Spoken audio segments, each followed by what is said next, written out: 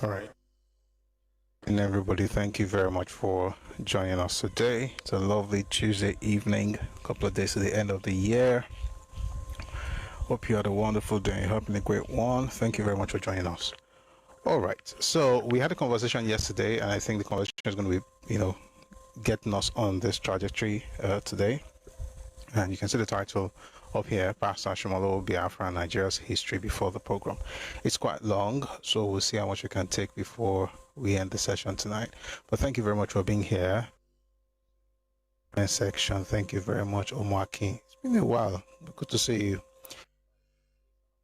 All right. We're going to start like ASAP so that we can cover as much as possible before the end of the session today. So please, if you're on TikTok, please power tap and share the live. Right, please power tap because we really need all the help we can get. We're not coming on camera today. It's a Tuesday, and we don't usually come on camera on Tuesdays and Thursdays. So please help by power tapping here on TikTok. If you're on YouTube, please like and share the live stream. If you're on Facebook as well, please like and share. Here on TikTok, please click on the heart icon above my picture there and kindly join the team. If you're already a member of the team, please drop a heart to me, drop a gift. Let's try and push the live together to the FYP. Thank you very, very much. So let's give ourselves the next few seconds to do that before we get on with the show tonight. So today, we had a conversation a while back, right? And we'll be listening to the recording. I'm sure you're going to like it. It's titled Pastor Ashimolowo, Biafra and Nigeria's History Before the quote-unquote Pogrom. Hopefully this is going to help us understand Nigeria's history a bit better. So without much ado, I'm just going to go ahead and read the description. It's a video on YouTube, by the way, Busui Ori's YouTube channel. So I'm just going to read the description and then we'll get into the video itself. Okay.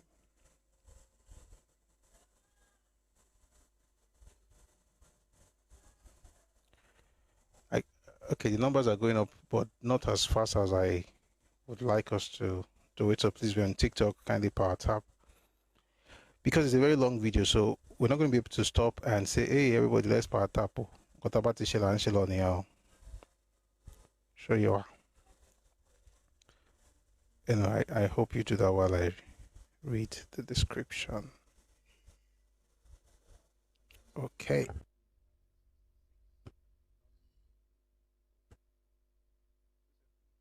And it did not begin with Igbo victimhood. Recently, Pastor Matthew Ashimolowo shared his thoughts on a podcast, pointing listeners to the 1966 pogrom as a starting point for understanding the Eastern question. He's a respected minister and father of faith who deserves regard, yet history demands a wider lens. This video walks through the deeper timeline that shaped Nigeria's This video walks through the deeper timeline that shaped Nigeria long before the pogrom of 1966. The killings of that period were horrific and unacceptable, and the pain remains real. To understand how we arrived there, the events of January 1966 and even earlier developments going back to the 1940s must be examined carefully and honestly. Acknowledging suffering is necessary. Compassion matters. What must also matter is truth in full. Many communities were hurt across regions and lives were lost on multiple sides. Selective memory creates a permanent victim mindset and stalls healing. Honest history opens the door to healing, reconciliation, progress, and responsibility. Here's a video, Pastor Matthew Ashimolowo, Biafra and Nigeria's History Before the Pogrom. While you listen, please power tap and share across all platforms. I'm sure you're going to enjoy this video. So please sit back, relax, and enjoy the video.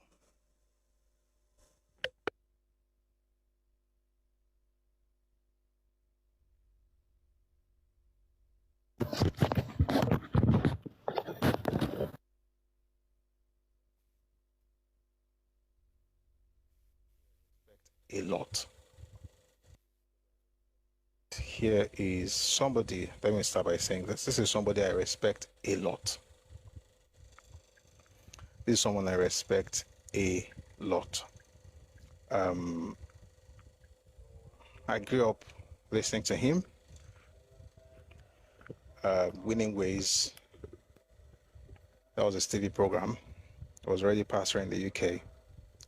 I was pastoring Kingsway International Christian Center, KICC. Fantastic man of God. Respect him a lot. But history doesn't really care about sentiments, like my own personal sentiments of somebody I like, somebody I respect, somebody I hold in very high esteem. When things are said, when the wrong things are said, those things should be corrected, albeit with respect. But we can't just say this is how people get to believe in the wrong things. If you don't understand what I'm saying, you're going to get it in a bit. This is Pastor Ashimolowo. He was on a podcast recently, and again, he's an older person. He's in his 70s. So he saw what happened in the North. And I can't even, come against, I can't speak against his quote-unquote lived experience, like they say. But there is a lot surrounding the events that is either it's not privy to, or if for some reason it chose not to acknowledge in this particular conversation. Let me say something as well. You could be 80. You could be 90 years old. Doesn't mean you know everything that happened. Age is something we respect and we defer to. When you're about land, we say Omodegbon, Agbagbon la Fidalefe. There are things that even, all of us, if you're humble, there are things you'll find in books. I'd be like, how come I did not know this happened? That's because we don't know everything, and that keeps us humble. But as you discover things, you begin to change your mind, because your mind is renewed based on what you're exposed to in terms of information. So, and I want to say this because a lot of Christians also have this thing in their minds where, so it doesn't look like you're against Christianity. The reason you're thinking like that is because you don't even understand what Christianity is. Go and tell the Irish to change their history because they are Christians, just like England. We don't understand nationhood. We don't understand what it means to have loyalty to your people, because it's either we are hiding under a non-existing Nigeria, one Nigeria, which I believe in, by the way, but not in the way that a lot of people believe in, or we are hiding under, we are Christians, all things are passed away. The person you are talking to is literally using your history against you because you are Christians and you are one Nigeria. You are saying it doesn't really matter because you are a Christian and one Nigeria. Who is now smart? Anyway, let's listen to what Pastor Matthew had to say. Again, I respect him a lot. No, this is not about money. It's not about money. There's something else, but I'll see if I have to talk about it later, I'll talk about it. But I think it's something that we have to be intentional about, especially as believers. Just because we all belong to Jesus does not mean that we should change history to make you feel comfortable. But I'll play everything, right, because most of what he said is true. Pause and play, but this one is mostly true. But that particular clause is one of the major problems where we are as Nigerians. Take a listen to this. The Zaria Kano riots, in which Igbos were being hacked on the street. And my dad being a soldier, I still remember him coming home with his helmet dented from the rioters throwing stones at even the soldiers. It was so bad. My dad, at that time, my mom, she had health issues and had to live permanently in Ilefe, so there was a stepmother in the house. The woman, in fear, carried myself and my sister in Zaria. I think it was July 66, because that's when Agui Ironsi and Adekunle Faji were killed. It was July. She carried us around to the barracks because my dad is on duty, trying to quell the riots. Mr. Femi, we had to sleep on the open field of the parade ground in in the Zaria barracks. We were not the only family. Many had run there, seeing that Igbos were being hacked. Other tribes ran there that it might be their turn. And many don't even know. It went on till December of 66, and Chief Obafemi Awolowo, somewhere around November, instructed all the Yoruba soldiers to leave the north and come down south. Let me just quickly pause and say this. Awolowo did not instruct soldiers to leave the north. That was Gowon. But Awolowo persuaded Gowon to issue that order. Because earlier, Gowon had issued a similar order at the insistence of Ojukwu. When Ojukwu said that Igbo officers should be asked to return to the eastern region. This was even before the declaration of Biafra, right? So he had asked for Igbo soldiers to be redeployed, or officers, and everybody had returned. And Awo made the same case for Yoruba people, and it took a while, but eventually, and granted Awo's request. It was not Awo that gave that order. Awo was not in the capacity. It wasn't in any capacity to order soldiers to return home. That was Gowon. That was Gowon's order, and Gowon did that. Number one, because he had done it for the eastern region months before, and number two, he also did it at the insistence of Awo, who felt that our own people should also be back home to protect our land. But most of everything he's saying to that point is experience. But that particular thing about Awo commanding them, Awo could not have, and Awo did not. Let's continue listening. Obafemi Awolowo, somewhere around November, instructed all the Yoruba soldiers to leave the north and come down south. That is how I ended in the south. So we filled one long train. One long train. I'm still trying to remember. Yeah, I think when the train reaches Kano. So we all filled one train. All of us soldier families are stopped at Mokola Barracks. December 66, December 12, 1966. We stopped in front of Mokola Barracks and we assigned rooms. All the train filled with Yoruba soldiers. That was how messy the North became. Because you can't trace the Eastern problem without taking it back to the pogrom of 66. That's my major concern with that video. When he said you can't trace the Eastern problem without taking it back to the pogrom. It's a thing, you know what?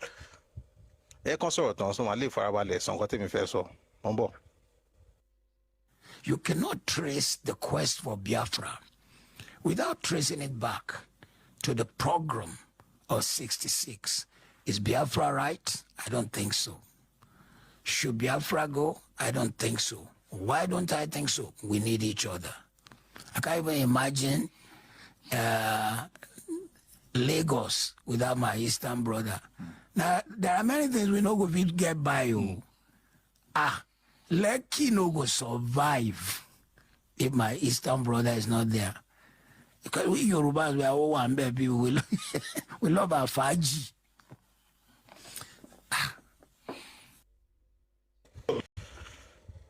Let's start with the last one. This idea that Yoruba people love Faji, we are all one baby people. We don't have to self-deprecate in order to create an idea of a one Nigeria.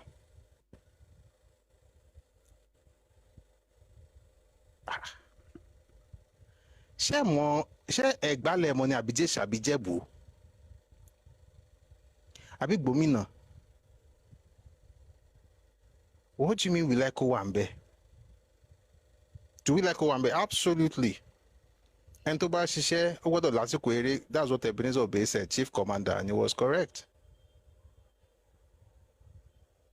What do you mean we like Owambe, and if they leave, nothing will happen? Before they came, what happened? How were you surviving? How were you trading? Have you stopped trading?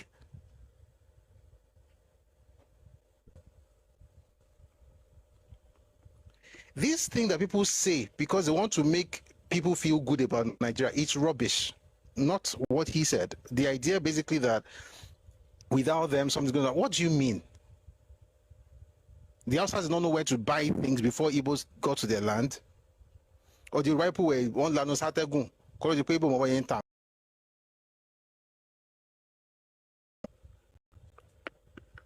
The farming markets in Gbagi in Ibadan, is it Igbo that are there that are selling the things there? How do they get those things there?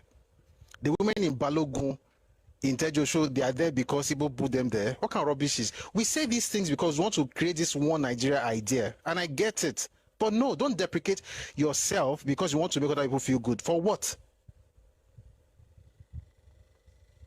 For what? But you can't imagine what you're, if they're not there, they are not there, not near. During Christmas, when they go back home, do you say, listen,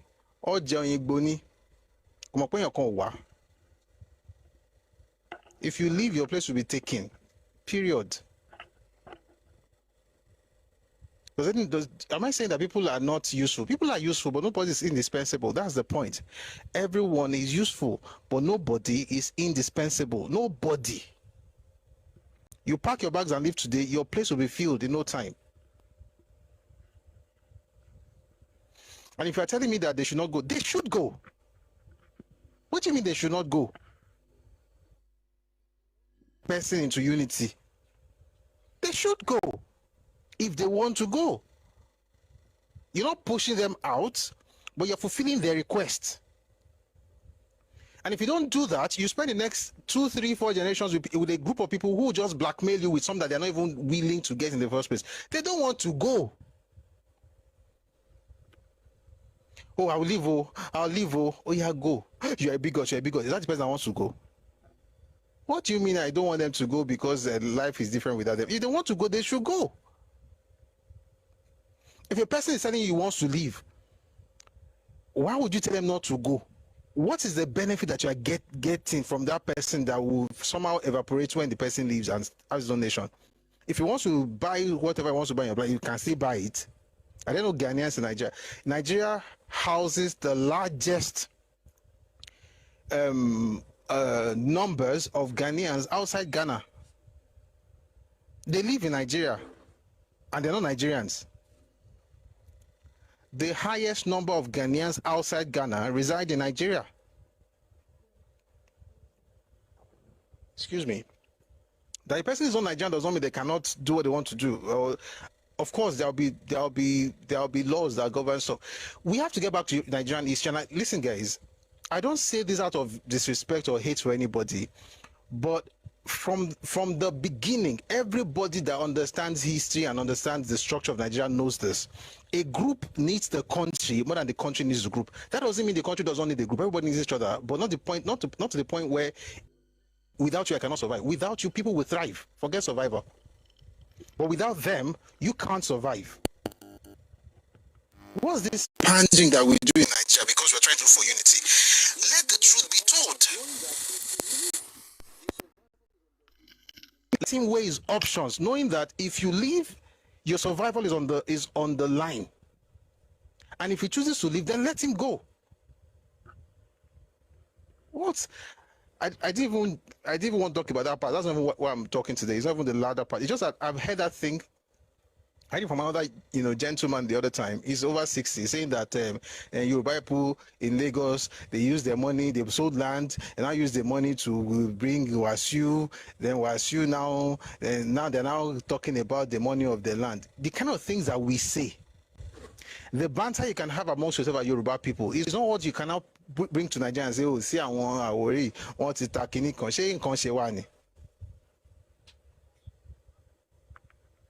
And wọ́n ta kíní kan wọ́n náwó fún Wàsíù kó wọn kan ná fún Pasuma ṣẹjọ ṣiṣẹ́ ẹ̀ ni.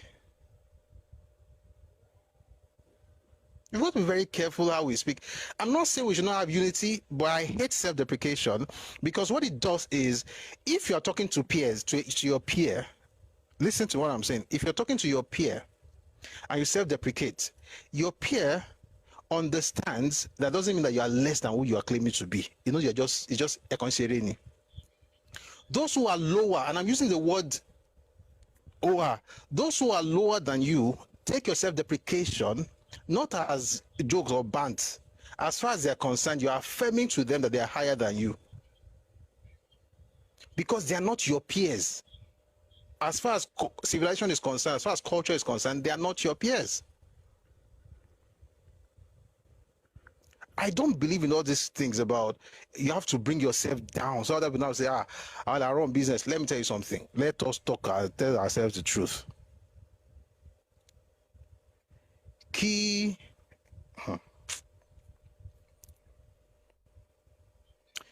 You know,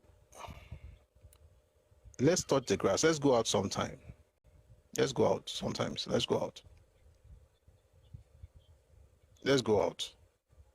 Let's go out. When was the time that Igbos moved out of Nigeria? Because this is how you actually, has it happened before in history? The answer is yes. Have they ever left Nigeria? Yes, they have. Between 1967 and 1970. The question is that when they left, what happened to the Nigerian economy? Anybody that understands the concept of history will not just make statements like, if they leave, something will collapse. So, okay, have they left before? Yes. When they left, what happened? You know what? Let me look for something. I'll see if I can find you what happened after they left. Because we say these things as though it has not happened before. It happened. Folks left Nigeria, right? And when they left, Nigeria did so well. Let me tell you, you know what? I'm going to get into something.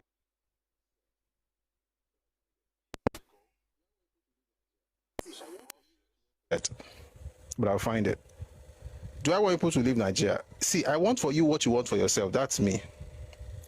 I'm not saying you should go, and I'm not saying you should stay. Whatever you want for yourself, get that thing. Don't come around blackmailing everybody. I want to leave. Leave. I want to stay. Stay. I hope I find that piece of it's there's one, I think I've shared it here before, that has to do with the GDP growth of Nigeria between 67 and 1970, and also the market report from Lagos Island that talks about the drop that Nigeria experienced after the Igbos left Lagos. The drop that Lagos experienced after the Igbos left Lagos. We should be talking about these things. Again, not because somebody is fighting anybody, but we have to stop this self-deprecation like, without you, I cannot survive. Without you, not only will I survive, I will thrive. Do I want you here? I don't really. Whatever you want. If you want to stay, stay. If you want to go, don't stay another day. That's my own point. All this deprecation rubbish. And by the way, Christians, we do this thing a lot because you think that that's what Christianity means. That's not Christianity. I said you can do that with your peers. And just because we are all in Nigeria doesn't mean we are all peers. Someone says Awo should have left them alone. What did Awo do? Awo was not the one that brought them back. Awo was not the head of the country. It was Gowon. I don't blame Gowon, because those people were actually taking land that did not belong to them. I found it. I found the first part. Now I have to find the second part. I found it too. God is good. Let's talk. Let's start with the GDP growth. If you want to have this, please go to macrotrends.net. That's the source of what I'm about to read to you. So there's nothing. Because see, we're not hiding anything. Number one, has the Igbo as a whole. By the way, you know what? Let's start like this. We're already there. The Igbo as a whole, have they ever left Nigeria before? Yes. What happened to the Nigerian economy when they left? Growth. I just remember that on that source. Making 3. Da. Umbo. I want to read from this book. For some interesting reason, it was lying just beside me. So I think it's going to help us with something. This one has the budget of 1970. Again, I'm not saying this because I want anybody to leave Nigeria or anything like that. I don't hate anybody. And if you think I hate you, I don't care what you think. But I don't hate you, and that's good enough for me. Fine, I found the third one. Let's get into this gently. Let's start with macrotrends.net. You can go online, you can find the link on Redomi Global. Nigeria GDP historical data. Let's start from 1960. 0% because we just started. 1961, we grew to 0.19%. 1962, 4.1%. 1963, 8.58%. 1964, we came down to 4.95% growth. 1965, 4.89%. Then the coup happened, January of 66. So what happened to GDP growth? Did it go up? No, it tanked. From 4.89%, it went down to minus 4.25% after Eronsi took over. Minus 4.25%. Then the war started in 67. Then we went down again, minus 15.7%. From 4.89 to minus 4.25, and then by 67 went to minus 15.74%. This is Nigeria GDP historical data. 1967, minus 15.74. That same year, our Papa was appointed Minister of Finance in 67 when we tanked 15.74. So what happened? In 1 year, we went from minus 15.74% to minus 1.25%. Papa was the Minister of Finance. 68 to 69 went from minus 1.25% to 24.2% growth in the middle of a war. We went from minus 1.25%. That was when all Igbos had left Nigeria. We went from 68 was minus 1.25%. By 69, it was 24.2%. By 1970, when the war ended, Papa had taken it from 24.2 to 25.01% GDP growth. And the GDP itself in 1970 had become $12.55 billion from $6.63 billion that it was in 1969. That was what happened when Igbos left Nigeria. Am I saying they should leave? See, again, if you want to go, if you want to stay, whatever you want to do is fine. But nobody should be gaslighting anybody with, I want to go. When you left, this is what happened. What then happened after the war ended? That's a very good question. I thought you were not going to ask. 1971, we went down from 25.01% to 14.24%. We came down. By 1972, we are 3.36%. We have not, since 1970, gotten back to what Awo did. One more thing. In fact, two more things. I'm going to read from a book by J. Samuel Ligo. The book is called Go On, The Biography of a Soldier Statesman. It says here, Gowon, in his budget speech, this is in 1970, Gowon announced a total revenue of 556 million naira to an expenditure of 536 million naira. I think our lack of understanding of history is actually affecting us with all this, if you go, I will cry, is a lie. Let me take it again. In his budget speech, Gowon announced a total revenue of 556 million naira to an expenditure of 536 million naira, thus creating a surplus of 20 million naira. Think about it. You are coming out of a war and your budget, you have a surplus.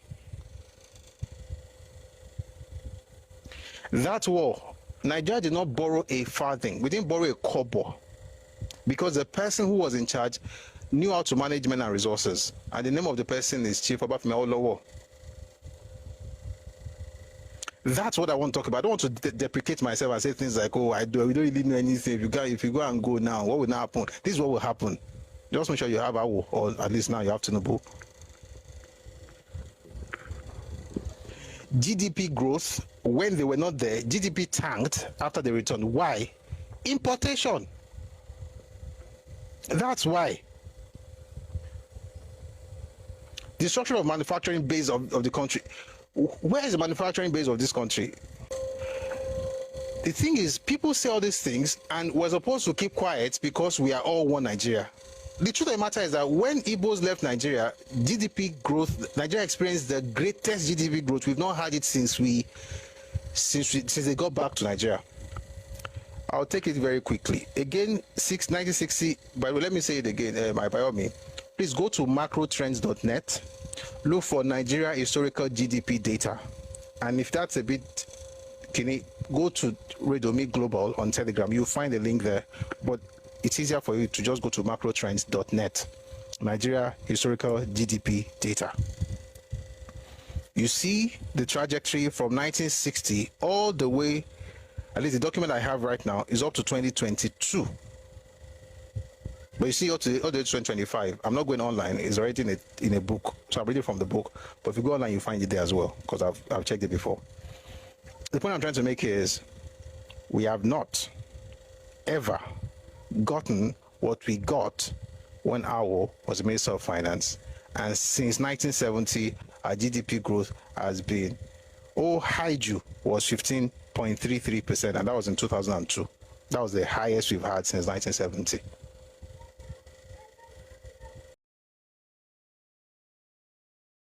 That the budget of that year, 1970, was a surplus, 20 million naira surplus. A country coming out of a war and paying people 20 pounds. People that are, of course, still ungrateful.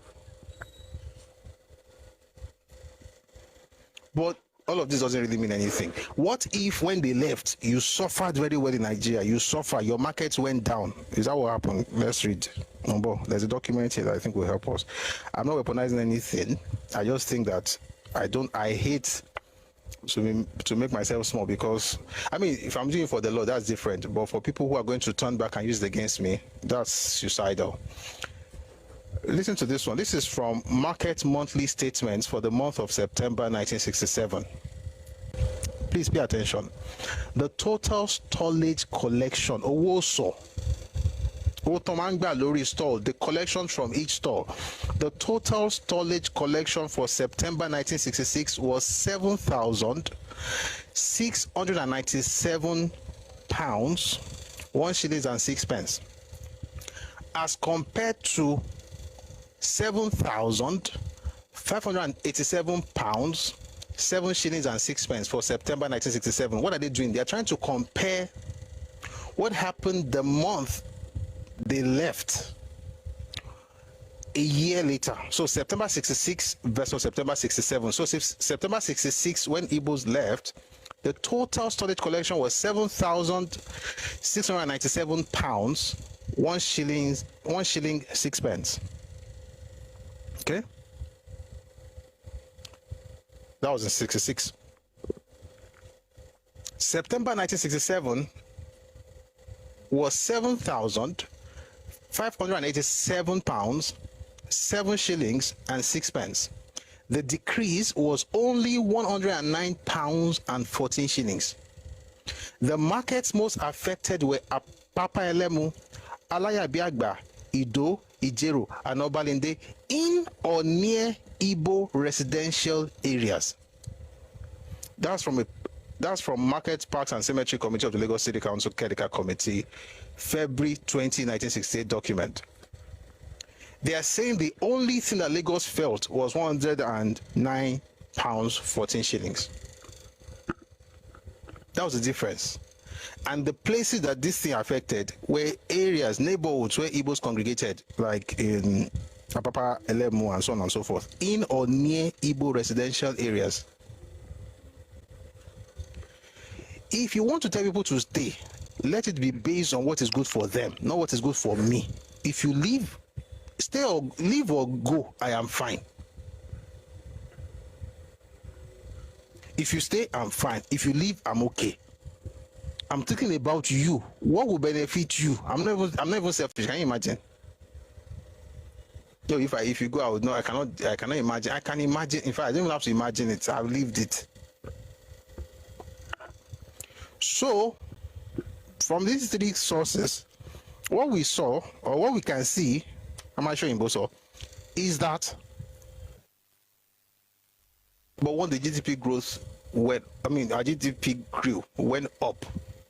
Number two, at the end of the war, we had a surplus. Number three, we looked at the difference between what we realized in our markets when they were in Lagos and what we realized after they left. And the only difference was £109. And the difference was felt in the areas where they lived. Does this mean anybody should leave Lagos? For me, if you want to go, go. If you want to stay, stay. That's my own. But that if you leave, something is going to happen, nothing.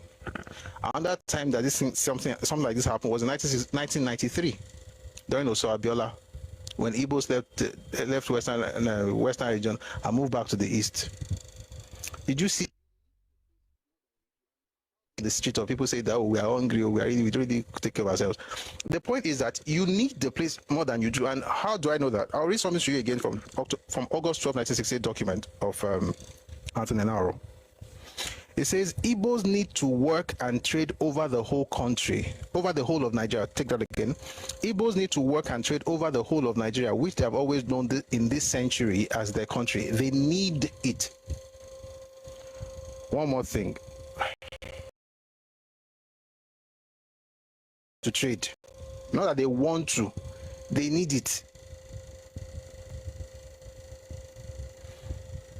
And saying this thing should not in any way make anybody feel bad about it. I can't be saying things like, oh, we just like Faji, and so we like Faji. Is it not the Faji that made us build the house?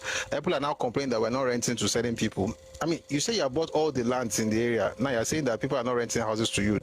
Young people see these things on social media, and they are hearing from elders who they believe know what they're saying, and then they begin to tiptoe. You can love people without making yourself smaller than you are just to please them. Like, what's that about?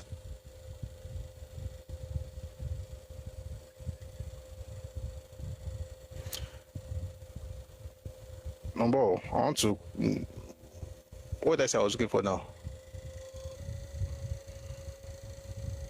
I want to read something to you from a document from 1960. Nothing has changed. I hope I find it. This was October 1960. I'll find that document. It was from October 1960 in a publication called The Listener. And I've quoted it here before, but I don't want to just say it because people don't be like, you're just talking. No, we'll read it together. Finally found it. I believe, this is Majiparam from October 20, 1960. I believe that the Igbo are the main force for unity. That's a good thing, right? I think so too. Until I read the next line. The next line says, if I let me read it again, you'll see the next line. I believe that the Igbo are the main force for unity. They need unity. As the poorest region, they have had to pour out of their overcrowded forests to seek work all over the other regions. They need unity. Nobody needs Nigeria like Igbos. That is a fact. If you want to stay, stay. If you want to leave, hop on the next bus.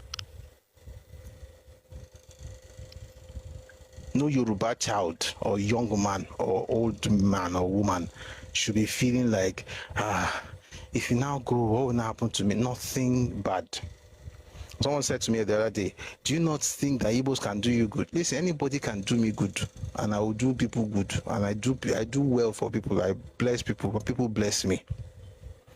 If your blessing will be the reason for me to kowtow to the point where I deprecate myself, keep your blessing. Because that's not a blessing. That's a trap. You give people stuff so that they can stop saying the truth. Again, if I say it disrespectfully, that's another thing entirely, and that's not what I do. But the idea that we must lie by taking the blame for your mess up, that's nonsense. If Igbos leave Nigeria, Nigeria will not just survive. As a matter of fact, Nigeria, you will see Nigeria, you will wonder if you're looking at Nigeria. Think about the issue we are having with all these fake things. That's Ẹkáàbọ. There's fake drug everywhere, billions, trillions of naira industry. People are dying. Are there good Igbo people? Of course, many. But we're not talking about people now, we're talking about the structure. And small thing, I'll be hearing structure of criminality. Baby food, thank you. Kidney problem. People, young men are beginning to have dialysis sessions. On top of what? Because you want to make money. I know you cannot talk. Oh, if you leave, something will happen to Nigeria. No, if you leave, you'll be fine. We have documents dating back to the 1940s on this matter of fake drugs. Do people in other places do fake things? Of course, it's a human thing. It's terrible. But if you notice a culture that it becomes not only is it a recurring thing, it also is something that you cannot speak against. Then people have to speak up. God rest the soul of Professor Dora Queenly. That's one of the best humans. I don't care about ethnicity. She's one of the best human beings I ever lived. Dora Queenly. What did she get for it? For the work she did with NAFDAC. What's all this nonsense? Everybody just saying, you're now trying to rewrite history to just, I beg you. Meanwhile, everything I've said right now, that's not even what I came here to talk about. This is what I really came back to talk on. He said that we have to, in fact, let me play it so that it doesn't look like I'm making it up. Give me a second. I'm going to find it and then I'll play it. So everything I've said right now is just to, no, they didn't murder her, but they attempted to kill her. There was a time she was shot at and the bullet went through her gilly. She talked about it. You can find these things online. There was a time they went to her son's school. They went to her son's school and said, oh, is she your mother? And the boy had to say she's the aunt or something. Essentially denied her. And that was the only reason that boy was not kidnapped. But her husband, after she had passed, see what happened to her husband. You all know. But no, you can't say anything about that because you know, this is one of the reasons there's a problem in the Southeast. There's this conspiracy of silence. Now you are so silent you can't go home. I said that was just part. It's not even part anything. I want to talk about what I really wanted to talk about now. But everything I said right now is very, very important. Let nobody feel that they hold Nigeria in any kidney. If you are in Nigeria, you will be blessed. Do I want you to stay? It will be lovely to have you around. Can I live without you? I cannot live without you. I don't. You're not my wife. Even wives, you have to have the sense to be able to say things that you could do. The truth is, if you live right now, everybody will be fine. Your absence will be felt for maybe 1 week. You don't produce these things, you import them. And importation is actually detrimental to the economy. You're a middleman. You are buying and selling. It's trade. It's not business, it's trade. There are three different things I think we use. They are the same thing. There are three, and they mean the three different things. But we're not going to talk about it today. But you can research it on your own. Three things: trade, business, commerce. Those three things mean three different things. And a trader is not necessarily a business person. And commerce is bigger than trade and business itself.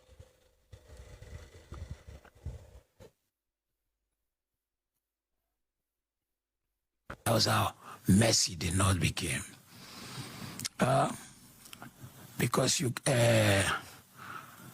can't trace the Eastern problem without taking it back to the pogrom of '66. You cannot trace the quest for Biafra without tracing it back to the pogrom of '66. Is Biafra right? I don't think so. That's the point. See, let's help Igbo people and help ourselves. All this history, half history, is not going to help anybody. Do you need to go to 66 to understand why they want Biafra? Yes. Must you stop there? Don't ever stop at 66. In fact, and by the way, when you say pogrom, you're talking about July, August, September. Don't stop there. You have to go to January. In fact, don't stop in 66. Go back to 1944. And let me say something. I may sound a bit harsh, but I sincerely feel for those who died. I hope you can see my heart. I wish you could see it. I really feel terrible about it. And those who died, listen, no matter what we say, no matter the books we read, nothing would ever justify the killings of those people. A lot of them died. And nothing would ever justify the killings of the Igbos. But it is not a sole victim narrative. The Igbos killed Northerners as well. And nobody likes to talk about it for some weird reason, because it reduces the weight of the pain of the Igbos when you mention that they're also capable of killing people. Listen, everybody is capable of evil. Every one of us. Whatever is holding you back is what is holding you back. For some of us, it is love for God, or fear of God, or fear of retribution, or fear of going to prison. But that you're not capable of that thing, you can do anything. And guess what? People did terrible things. Igbos were killed in different parts of the north, and it is shameful and it's a blight on Nigeria's history. But Igbos killed Northerners, thousands of them as well, and their story should also be told. What would that do?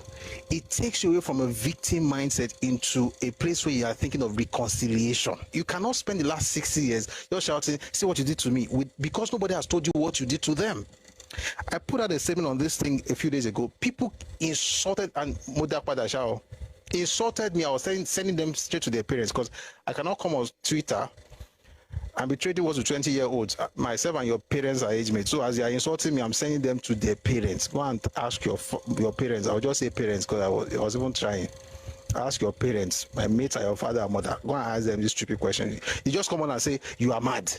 You are describing your parents. That's my own. I won't curse you, but I will remind you that your family meetings are held on trees. Me, I will tell you. Is rubbish.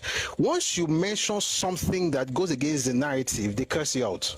Yeah, I'll send you straight to your father and mother.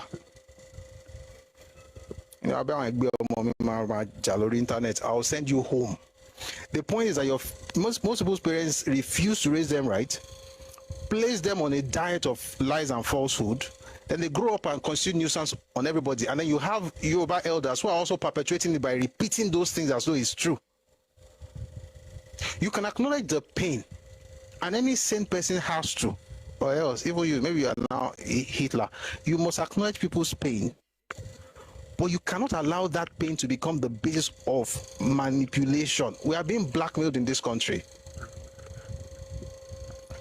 And let's talk to what Pastor Matthew said, by the way. Again, to be clear, I hold him in high esteem.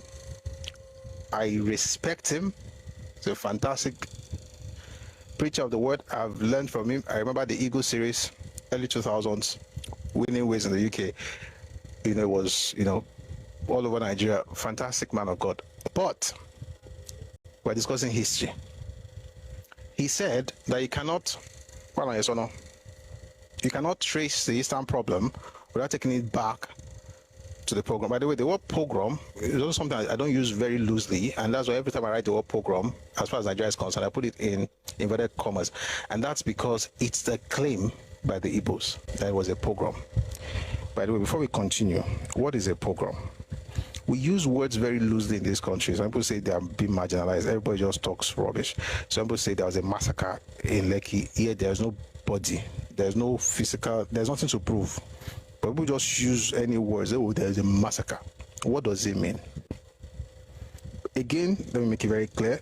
The fact that I'm asking these questions does not mean that somehow I think it was cool that Igbos died. It can never be right. It's a terrible thing, and nothing can ever justify it. However, if you live your life based on what happened, you are just like every other regular human being. You have to go beyond what? Ask other questions. There are 4 main questions that every sane person should ask about in life. What is the least one? You don't have to be smart to ask the question. What happened? Kilo shele? What? What is it? Anybody can ask what. But that's the lowest level. What happened? You have to ask when, you have to ask how, and you have to ask why. And if you hate those other three questions and just stay with the what happened, you will perpetually remain a victim in life. Forget Nigerian history in life. Oh, see what happened. See what happened. When did it happen? Why are you asking me that question? Okay, let me tell you. It happened in July. And how about January? No, you cannot talk about January because just stay with what happened. Because now, when has contextualized the issue, it's happening in July. Okay, it's bad. What happened is bad. But it happened in July. What led to that? Then you have to now trace it back to at least, if you don't want to travel too far, at least January. Now the topic has changed. Then you now ask question of, in fact, it's about 5 questions. How did it happen? I said 4. They're actually 5. How did it happen? There's another question I did not add earlier. Who made it happen? There's what, there's when, there's how, there's who. Who made this thing happen? Who are the actors in this story? And lastly, the most important question, why did it happen? And if we start with the why of the killings in July, again, not justifiable ever. Nothing can make it make sense. Just saying, because it's important. But why did it happen? It was retaliation. That's why. Somebody asked me a question yesterday. How can you say that hundreds of people would die because they killed some people in January? How does that even make sense? The question is not, does it make sense? The question is, why did it happen? If you slap a person and they hit you with a club, maybe it's a lesson for you to stop slapping people all over the place indiscriminately. You are slapping those you don't know what they are capable of doing. You just go to the street now, slap anybody. Maybe even say a person who looks slender, is not properly built, doesn't look like he goes to the gym. You've seen the big, broad-chested guys, he didn't touch them, or you found this lanky guy, he slapped him. Meanwhile, Dada Oleja, she won't laugh Buro to Bekele. Bro Dada has one huge club, hits you on the back of your head. You now feel bad. Now say, that's not commensurate. Next time, don't slap people indiscriminately. That's the lesson. It does not mean that it is good that he hit you, but if you had not slapped them, they would not have had to hit you. That's the lesson. What should we tell the people that hit you? We take the club from them. And then we also deal with the issue, by the way. We don't just sweep it under the carpet. But what Nigeria has done in the last 60 years or so is to be talking about the one that hit somebody with a club, not acknowledging the fact that the one that went around slapping, didn't slap one person, no. It just so happened that that's the one that hit him. He's been slapping people like his Christmas gift, just giving Christmas gift of slapping people all over the place.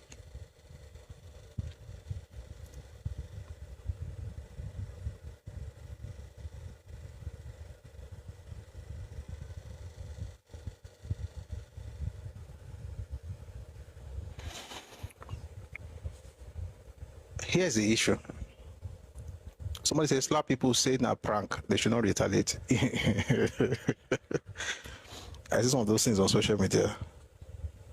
Because of this content, we've been doing a lot of Facebook, because I have to also post on Facebook. So in posting, you will see other people's stuff. I'm noticing a lot of pranks from Nigerians. They will do things and they say, it's a prank. One guy, went to prank somebody. That one beat Omwigi. He went to do prank of money ritual. That one found one log, not a plank, log, a log of wood. Picked it up from the floor and hit this prankster. I'll say on a spinal cord. I'm glad the guy did not die or anything. Whether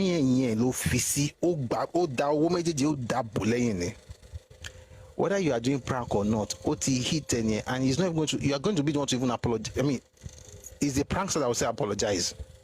I'll say, "Ma binu mo kon sere ni." Oti ma shele se ko to mo pon se prank. You can't go around the place being just constituting nuisance and then now begin to cry when people retaliate. Doesn't mean the retaliation is okay, but take responsibility. And Igbos do not take responsibility as a group. I'm not saying there are no individuals that take responsibility. They are good Igbos, as a group, they don't. It's everybody else's fault. If in January, you organize it. By the way, the coup was organized in 65, not in 66. And I mentioned this a number of times. If you read the special branch report of 1966, it makes it very clear. It was not just soldiers who planned that coup. Civilians were involved. And one name they mentioned there was the Premier of the Eastern Region, Michael Okpara.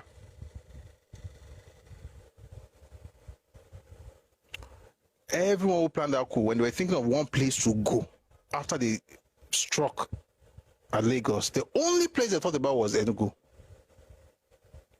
Whether it was Okafo, Ifajuna, Anuforo, Adewale Ademega, everybody went to Enugu.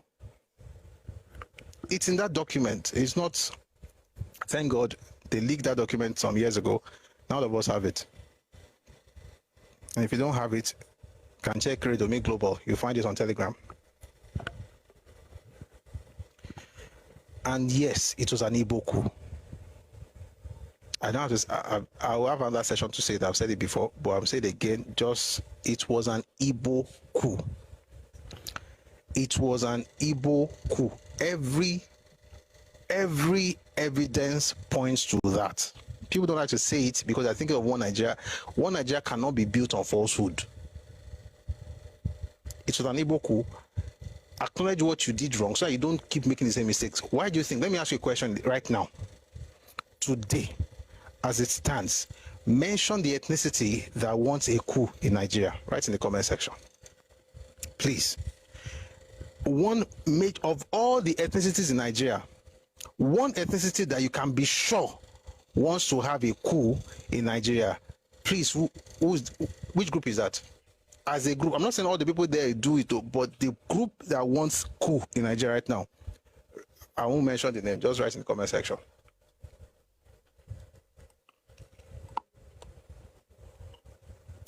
Exactly. Why? No lessons were learned from what happened back in the day. Because you didn't acknowledge, you didn't say it, so they didn't have to acknowledge anything. So no lessons were learned, therefore they're going to repeat the same mistakes. That's the issue. You're trying to hide it because you're doing one in Nigeria. Listen, I'm Yoruba. When we are done with all of these things, we're going to discuss about Balogun Oderinlo. The book is, yeah, it's here. Balogun Oderinlo by Niya Borishade. We're going to discuss this book. We know who messed up in our wars, whether it's the one with Fulani, the Yoruba people that turn up in Gbeboje, they were caught and beheaded. We tell stories to ourselves. Kiriji War, we know what to say. Where Ibadan overdid themselves, we acknowledge it. How Ekiti had to do what Ekiti had to do, who will say it? What happened in the Magbon War of 1892? Ijebu, British, Egba, Ibadan. We will say what everybody did. Not to condemn them, but you have hiding these things. Because if you do, no thing. Therefore, that's not how to build a nation. Say one Nigeria. That's not one Nigeria. That's falsehood, and it's dangerous. So that in 2025, 60 odd years or thereabout after the first coup, as a matter of fact, exactly 60 years after the first coup was planned, you see people from an ethnicity that dominated that coup who still wants to have another coup because nobody told them anything from the one that happened. And I'm not saying Igbos are the ones that have been planning coups all around. I didn't even say Igbo. Now you write in the comment section. I'm not saying that the ones that planned all the coups in Nigeria, but the main one that changed the trajectory of Nigeria was planned in 65 and was executed in 66. And it was not the first one. It was actually the second one. The first one was in 64. It was planned by Ojukwu. And if you want the books, let me quickly say them. I mentioned them, so it doesn't look like I'm just making things up. Read Reminiscences by David Ejo. Read Emeka by Frederick Forsyth. Read Beckon to Serve by Shehu Shagari. Read The Forgotten Document of the Civil War by Ode of Famon. Read those four. What happened in 64? What happened between Azikiwe and Ojukwu?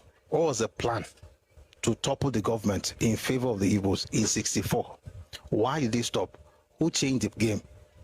Why did not do it anymore? Why did the 65 event come to be? Who was part of it? Who were the officers? Who were the civilians? How come every Igbo person that was a civilian had an alibi and an excuse? Every one of them had coincidences. Zeke just fell ill and he traveled to be treated in October of 65. He didn't come back until February of 66. What kind of sickness with that? I mean, may God give all of us healing and health in Jesus' name. Just conveniently left the country. The Minister of Transport, Mbadiwe, read the book by Frederick Forsyth, Biafran story. He said, Mbadiwe ran across the open lawn and he ran into the residence of the president. And that was the only place the coup plotters did not think to search. Are we joking?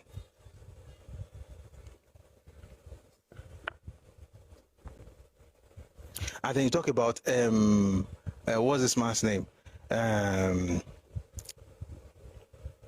What's this man's name? Okpara. Oh, like the older man that did a video. I'll still do that video. Maybe on Wednesday we'll respond to that video.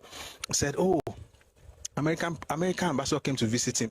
There was no American anywhere near Enugu. On January 15, 1966, there was no American. It was someone from Cyprus. Archbishop Macarius. And he did not move his entire life into Enugu. He came, he saw and conquered and left. When he left, what happened? There was no plan for Enugu, there was no plan for Benin, and the only reason is that both places had Igbo premiers. Read the special branch report of 66, you will see these things there. All the officers, no officer from the east was killed, by the way, just to make it very clear. If you say, once you mention Nzogu, you start hearing that it's from the Midwest, it's not really Igbo. When you say no Igbo officer was killed, you say, but Unegbe was killed. Unegbe was from the Midwest as well.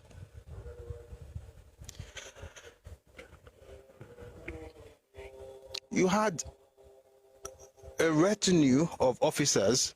You didn't think to kill any of them. Hausas had 5, they lost 4. Yorubas had 6, we lost 2.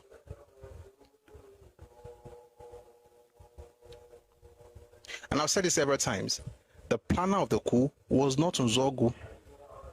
And the reason Igbo say it's not Igbo is because they assume he's the one that planned it, and they hate the idea of responsibility. Say, oh, he's not really, oh, Nzogu, no, he's not really Igbo. Again, Nzogu is Igbo, he's from Okpana in present-day Delta State. And there's nothing wrong with him being Igbo. And I've said it several times. Of all the people that got involved in that coup, himself and Ademwega were the only real revolutionaries I can talk on. They were the only real revolutionaries. And what he did was terrible, killing a man that I could almost call him his benefactor, the Sardauna. But again, zeal without knowledge, or the young man who wasn't thinking straight. But the ones that planned an ethnic coup, they succeeded. They succeeded, Monokai. They succeeded. Everything they wanted to see, they did. They saw it. And they had 2 plans. Either to have an Igbo become the head of Nigeria, that's an Igbo civilian, or to have an Igbo military officer become the head. And they got what they wanted. And if you think I'm lying, read the book I mentioned earlier. Who was going to be the head of Nigeria? It was actually Mbadiwe. That's why when he wrote his stupid book in 1989, calling Awolowo a tribalist, I was like, are these people drunk? He wrote a flimsy excuse of a book called The Rebirth of a Nation. Rebirthing nonsense.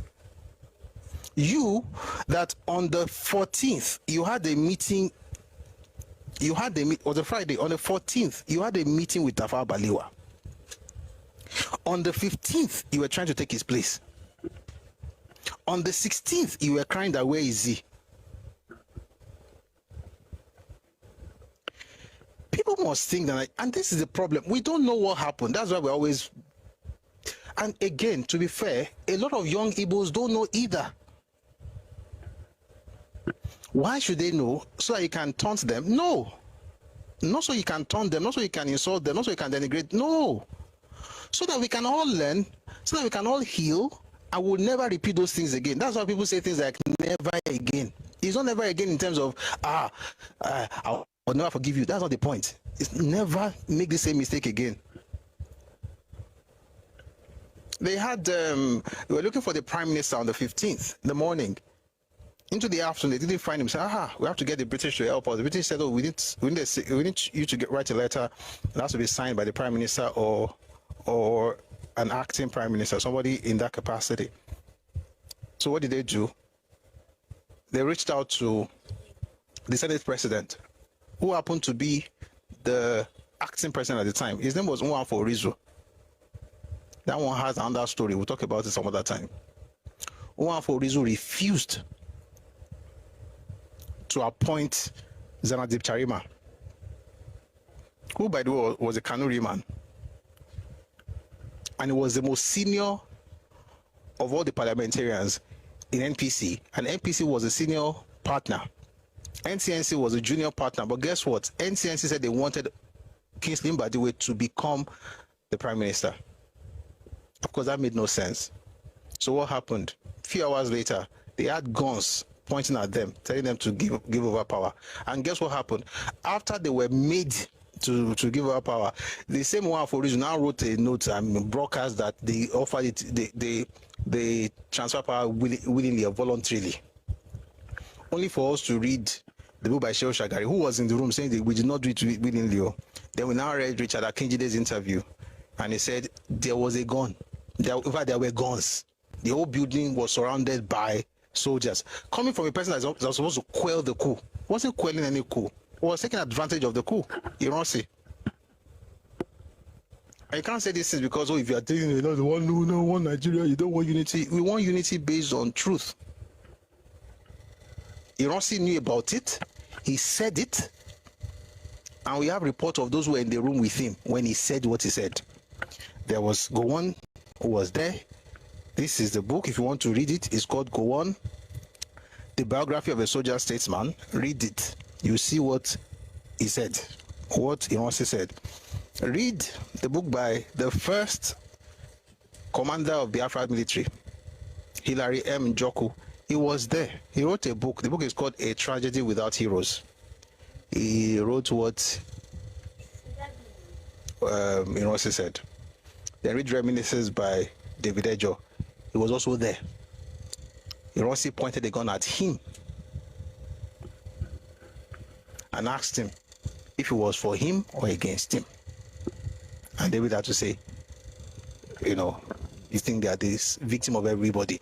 And then you say, let us start from the Pogrom. Why should I start at the Pogrom? That doesn't make sense. You are starting with the effect, not with the cause. Cause and effect. Go to the root of the issue and ask relevant questions. Look at the actors, look at the characters. And by the way, what happened in August? Unacceptable. But guess what? You cannot kill all the leaders of other regions apart from your own people. You didn't touch any leader, any politician from your region. Not a strand of hair was touched on their head. Apparently those ones are saints and anointed ones. Officers, you had so many officers, you didn't see anyone that you should be killing among them. You went to now kill 4 out of 5 senior officers that did not have at the time. And the only one that was not killed, the only reason he was not killed was because he returned to Nigeria a day before. He returned on Saturday. The coup was on Sunday. That was go one. All the senior officers who were Yoruba that they could reach, they killed them. Ademulegun, Shodende. And by the way, just in case people think I'm making it up, the North, you can recite these names: Kar Mohammed, Memalari, Lagema, and Pam. Those were the 4 they killed from the North. The Yoruba, they killed 2 out of 6. Some were not even in the country, thankfully. The one that said, oh, one of the other senior guys, Victor Banjo, who was doing, okay, one Nigeria, let's see how we can help our brother, was reaching out to the north, to the west, to the east, everybody, let's galvanize. Hiroshi is the Oga now. He was doing that on Sunday. Monday morning, talking about me when I'm making money. Monday morning, no sit at home. He went to the office of his Oga. What's up? That's how 2 people say, like this, you're gone, no. Took the gun from his holster. You read the book by Adeton Ogunshaye. The book is called A Break in the Silence. They were going to kill him. According to that book, the only reason they didn't kill him was because there was somebody, a foreigner, in the at the reception, a guest. So what did they do? They picked the man that was running all over the place yesterday. Sunday or Saturday, Sunday, was running all around the place, making things happen for you. By Monday, you are locking him up in a ship. From there to Kirikiri, from there to Ikorekpene, from Ikorekpene to Enugu. That's Victor Banjo. The other ones were not around. That's why they were not killed. You cannot have this kind of stories, and then you now did all kinds of things. You fill the entire place with Igbo.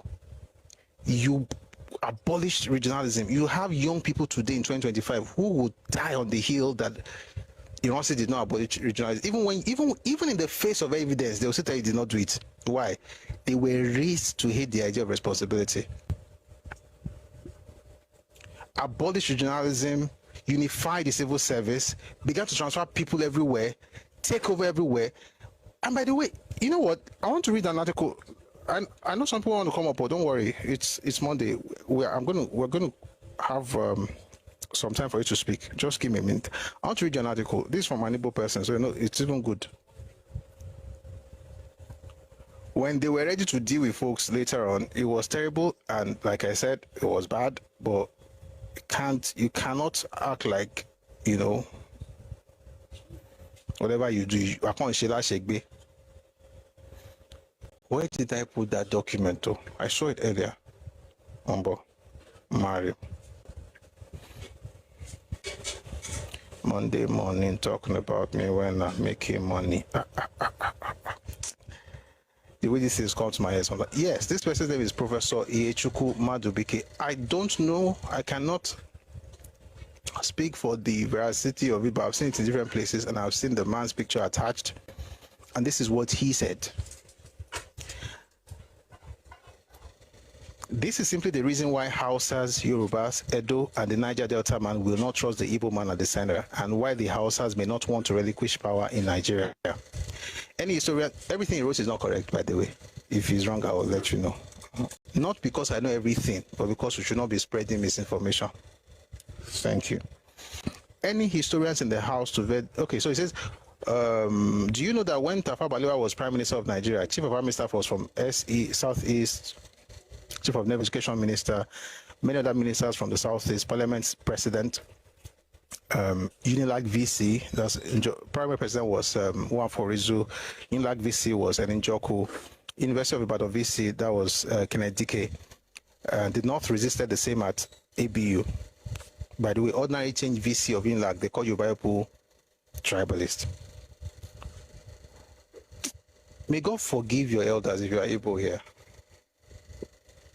You had the VC of Ibadan, who was not the most senior or the most qualified. There were Yoruba people who were better qualified, e.g. Professor Joseph. You put Igbo there. You watch Unilag, you put Igbo there. Sure, okay. Kind of ambition that gets people killed.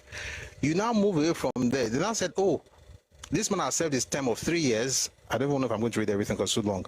This man has served his term of 3 years. Now I want to put a Yoruba man there. Oh, Yoruba people are tribalists.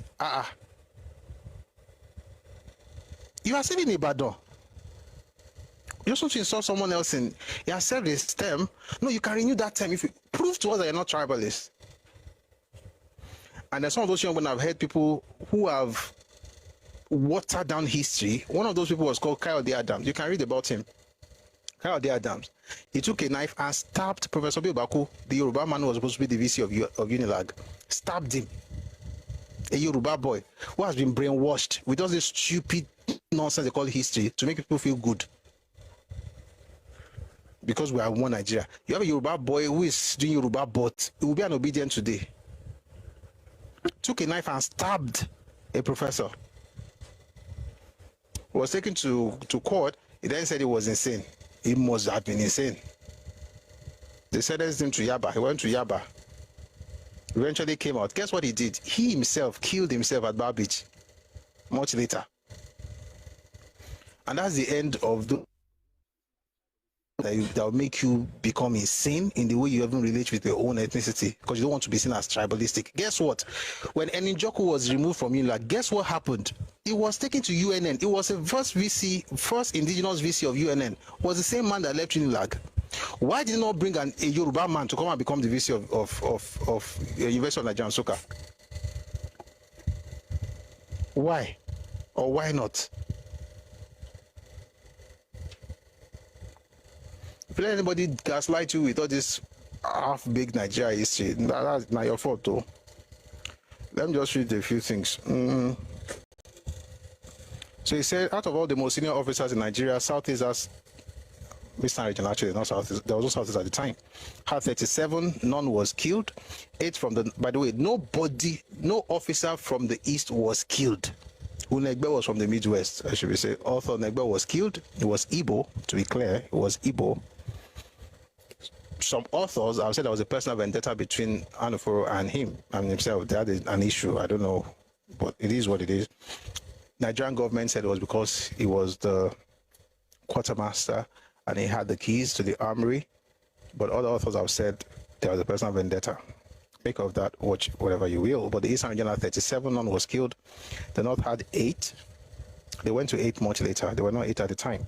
All of them were killed. Not all of them were killed. Only 5, not only. 4 out of 5 were killed. 10 from the West. It was not 10 from the West. It was 6 from the West. 2 were killed. Ironsi imposed a unitary system of government on the country so that everything can belong to a region who snatched it. Guess where Ironsi got the idea from? He got it from NCNC politicians. How do I know it? How do I know this? Read Why We Struck by Adewale Ademoyiga. Then read Awolowo's autobiography, Papa's autobiography, the autobiography of Obafemi Awolowo. And read Nigerian history. There are other books. When did the idea of unitary system begin to gain traction in Nigeria? 1951. Where did it come from? Your guess is as good as mine.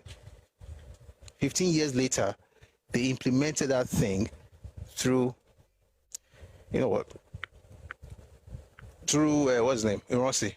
So the unitary system was the Igbo plan. It was not, when we say NCNC, we're just being respectful. It wasn't even an NCNC plan, it was an Igbo plan.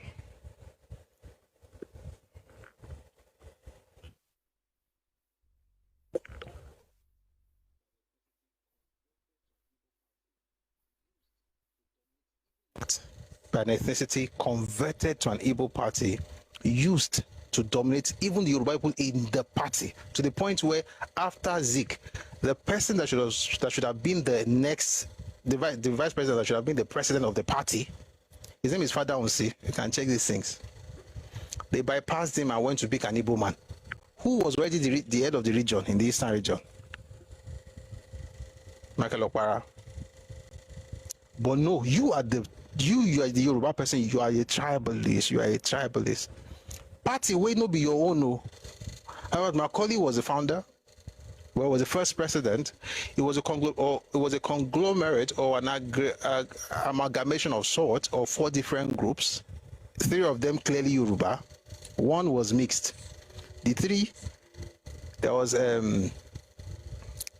what's this party group called? Lagos Market Women Association, led by Alimoto Pelewura. The remnants of NNDP, that was from 1993. Then the student unions, and then now had the TUC.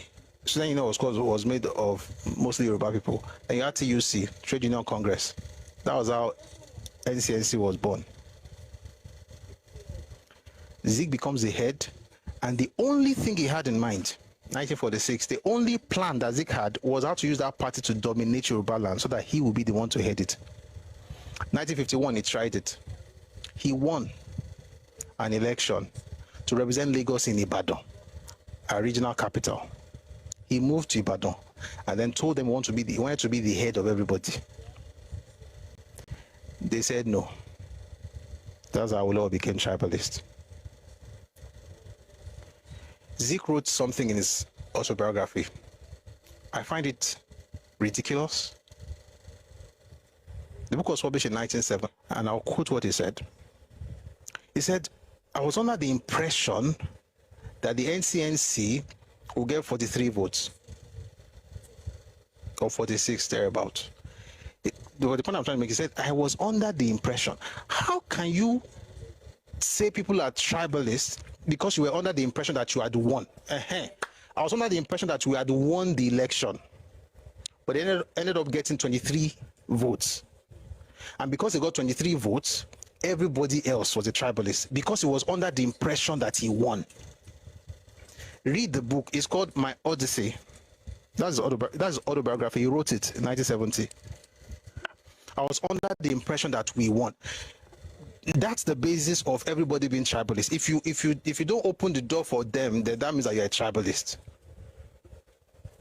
You know what, guys? Because I said it, and I think I had a bump somewhere. I want to read to you. Don't worry, we're all here together. All of these things do not in any way, I can show him both alone, do not in any way mean that, we should lose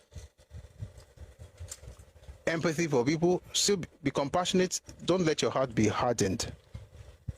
Something bad happens to people, acknowledge it, but don't let people use that thing and weaponize your empathy to the point where they not ask you to be paying for waiting, collect.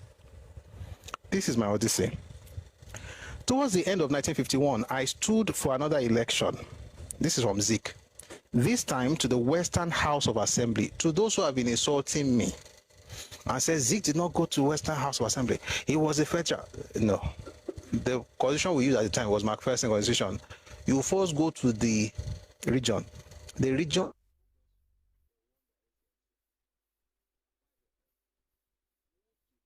Lagos were won by NCNC. 5 of them moved to Ibadan. 3 of them were supposed to now go and represent the area in the federal parliament. That became an issue later, but we'll talk about that. Zik also didn't make that because he was not a good leader. Every book says the same thing about that. This is Zik himself speaking. Towards the end of 1951, I stood for another election, this time to the Western House of Assembly, as a representative of Lagos under the McPherson Constitution, and I topped the poll. He didn't, but it's okay. The NCNC was under the impression that it had won. Actually, he was the one who was under the impression, because there's no way a party will be under the impression that they won when they had no members to even field. It's not today's topic, but maybe another day I will recommend a book by Abegunde. His name is Abegunde.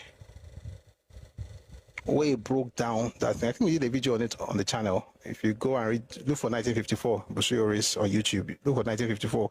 What Zik did in 54? I read some things from that book there. But let me read what he said. The NCNC was under the impression that it had won the election with 43 members out of 80.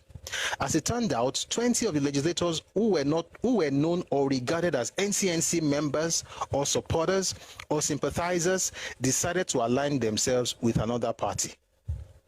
They got 23 votes, like I said, but in their minds, they were under the impression that they had 43. Meanwhile, Some of those 20, some of the other 20 is talking about were not just members, members, supporters, sympathizers, whose name you did not even present to the electoral body before the election. That's another matter. We'll talk about it some other time. But the point I'm trying to make is that kind of mindset, where you say, I slept, I dreamt, I won. I woke up, he woke up, he lost. Therefore, all of us are tribalists. That's the mindset that people say carry. And the funny thing is, I even wrote a book, they will not read it. And someone said, like they say about Ekiti. Yes, like they say about Ekiti. If you don't vote for the Lord and Savior, you are a tribalist. Bunch of clowns. Where were we? Let me read something from this thing. We're going to bring people up very soon. Back to what I was saying. Yeah, Pastor Matthew. If you want to talk about Biafra, there's a book you should read. You can get it free of charge on Radio Me Global. The book is called Ojuku's Rebellion and World Opinion by Nebo Graham Douglas. The truth, and that's not the only source, but that one you should read, is that really, primarily, and this is not to say that the people that kill people in the north did well. Folks who died because of one man's ambition. And the day Igbos wake up to that reality is the day they begin to have freedom. Until then, if it takes 100 years, that's 100 years of captivity, mental self-immolation, self-captivity. Nobody can change that one. It was a man's ambition. That's one. Number two, when I put this statement out the other day, somebody went out and said, oh, but also Igbos were killed by the Northerners. And I said, it is true. But the Igbos also killed Northerners. And he said, it's a lie. I said, okay. The number of sources I can provide. I'm going to read only one here, but I'll just quickly tell you the titles. Crisis and Conflicts in Nigeria by A.H.M. Kirk Green, The Nigerian Civil War by John Desenjo, and Sunset in Biafra by Leche Amadi. This is what really happened. A coup took place in January. An Igbo coup took place in January. We have to be very specific. An Igbo coup took place in January, unalived everybody's leaders but Igbo leaders. People did not do anything. January ends, February ends, March ends, April ends, nobody did anything. May, they promulgated Decree 34. By the way, that decree did not have any committee sitting on it to even propose it. It was one-man committee. And the name of the man is Francis Nwokedi. Somebody with his surname had the effrontery to counter me on Twitter. I was like, your name rings a bell. It rings a unitary decree bell. You cannot be carrying that kind of surname and be insulting people. It is well. Anyway, one-man committee, one-man mopo, they gave us unitary decree. That was when people began to fight for the first time in the north. That was in May. But it was, settled. It was bad, by the way. A lot of Igbos were killed, but somehow they settled everything. By June, Ojukwu was already trying to break Igbos out of Nigeria. Not June of 67 or June of 1966. And this is how the author puts it. On or before June 7, 1966, Ojukwu began to talk about pulling the eastern region out of Nigeria. And the person who said it is his own, or was his own Attorney General, the Attorney General of the eastern region, Nebo Graham Douglas. It's in the book I mentioned earlier, Ojuku's Rebellion and World Opinion. July, the Northerners struck counter coup. They killed a lot of Igbo officers. And then they began to kill Igbo people. Terrible thing, should not have happened. But they said it was counter coup. We call it Northern counter coup today. And they did that in retaliation for what happened to their own men and all the tauntings they got from Igbos, whether in the streets, in the parks, in their offices, and even in the military. That started in Abeokuta, spread to Ibadan, where Ironsi and the Western Region governor was killed. That's Adekule. They're going to do it in Enugu as well, but there was a man called Baba Ogunewe. He's Igbo, but he was loved by northern officers. So somehow I was able to get them not to drop the key to the armory, and at the end they agreed that the northerners and the Igbos will guard the armory together, and that's why they didn't fight. Meanwhile, Ojukwu ran away. He ran away from the government house, went to the police headquarters in Enugu. Then he ran 69 miles away from that place to Onitsha. It was while he was in Onitsha that he carried phone. He was now calling Babafemi Ogundipe, stand your ground. The Eastern Region is behind you. He was hiding under a shoebox in Onitsha. So why didn't Ogundipe stand up for himself? The one that was facing gun. You were hiding. You're the one that has mouth. Like I always say, that man could run. Now, while all of that was going on, Igbos were being killed in different parts. Again, nothing can justify, I mean, not even the killing of the Sardauna can justify it, but it helps you understand why they did it. The Igbos started running home. Not all, but some of them began to travel. It was terrible. People actually sometimes without anything. When they got home, they told their people what happened in the north. The people heard the news and got mad. They began to kill northerners in the east. And at this point, I'm going to read something to you. But you know why they also did it? It's not because they are evil people. They killed their brothers who ran to the east, and then this is what happened. I'm going to read from Crisis and Conflict in Nigeria by A.H.M. Green. In Enugu, the attack on northerners started on 15th of August. Igbo soldiers led the attack. About 630 northerners were killed in the province, while 27 were seriously wounded. A northern boy, 7 years old. By the way, I didn't read about the Igbos because we all know the story. Do you get? We all know the story of what happened with the Igbos. It's bad, gory, terrible. But we've heard the story a billion times. This one, most likely I've not heard it once. So let's take it step by step. In Enugu, the attack on northerners started on the 15th of August. Igbo soldiers led the attack. About 630 northerners were killed in the province, while 27 were seriously wounded. A northern boy, 7 years old, was publicly slaughtered in the street by uniformed Igbo soldiers in the presence of another northerner who was dressed like an Igbo and was thus able to escape detection.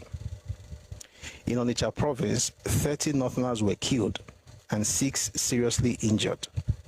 In Owerri too, where northerners had lived for long and intermarried with the Igbos, they were attacked and killed in cold blood, despite assurances from the Igbo elders.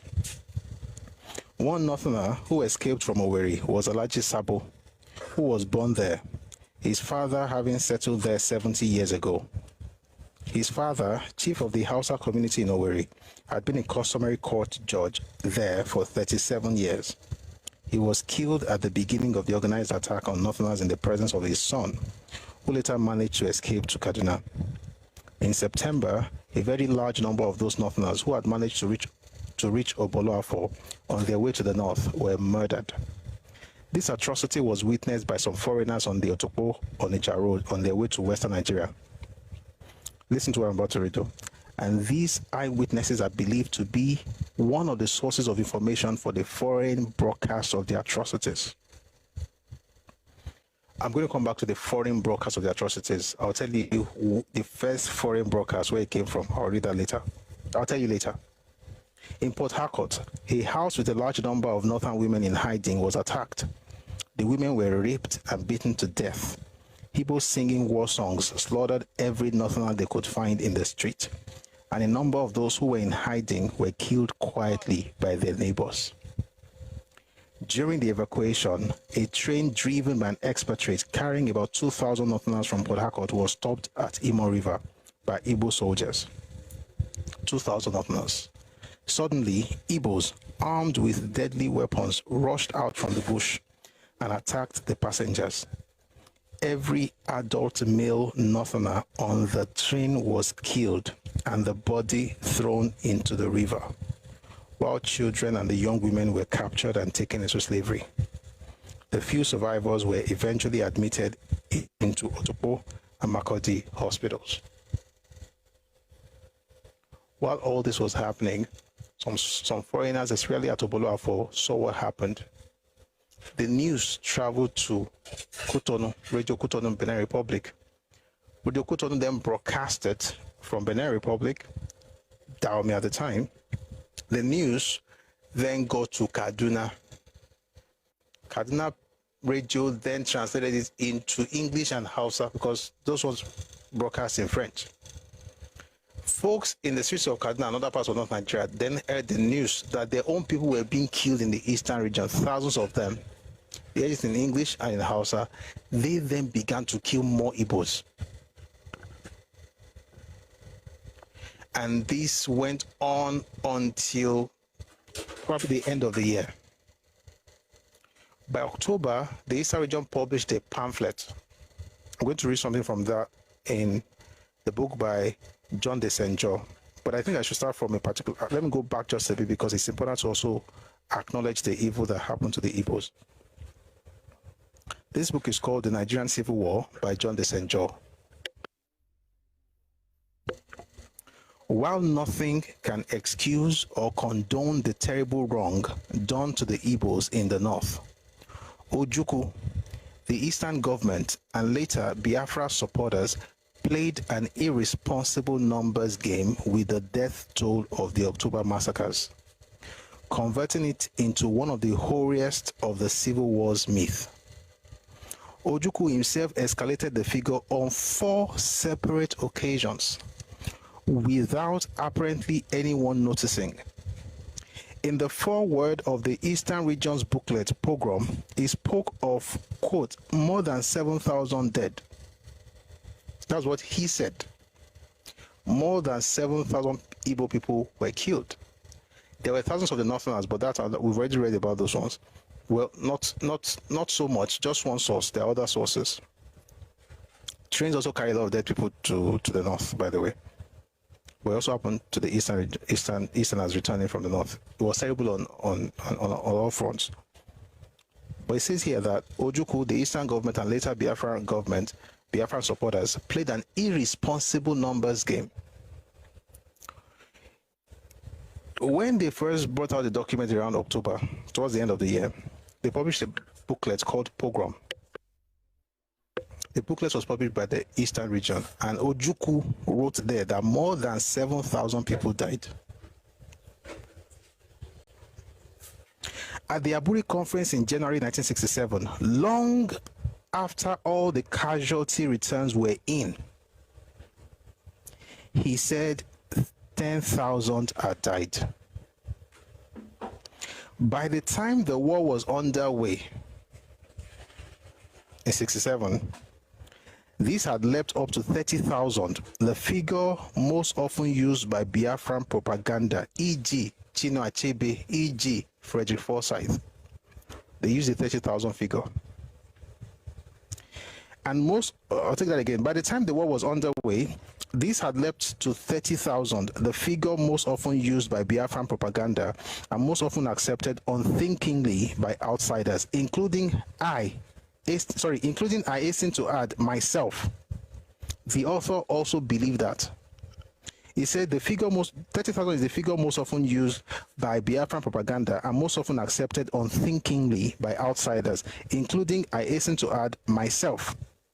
And then in the Ahira Declaration, Biafra's Blueprint for Revolution, published in June 1969, he claims 50,000 were killed. The true figure will probably never be known, but most reliable estimates converge on something between 6,000 and 8,000. Although Ojukwu's Aburi figure might just be within the realms of possibility, several hundred Northerners were killed in reprisals in the east.